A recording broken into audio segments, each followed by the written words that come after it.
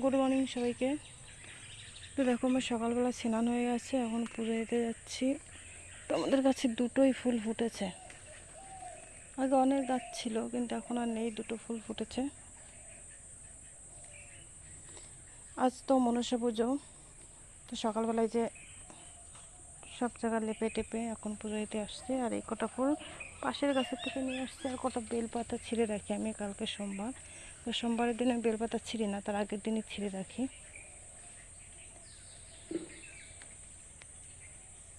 বেশি করে ছিঁড়ে রাখি আগের দিন। তো এই হচ্ছে আমাদের বেল গাছ, আর এই হচ্ছে আমি।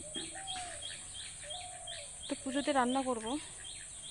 উঠেছি 4টে, না উঠেছি 5টার সময়, উঠেছি 4:30টার সময় উঠেছিলাম, কিন্তু উঠতে উঠতে সেই 5টা বেজে গেছে। কাজ টাজ করে দেরি হয়ে গেছে। তো টাটা।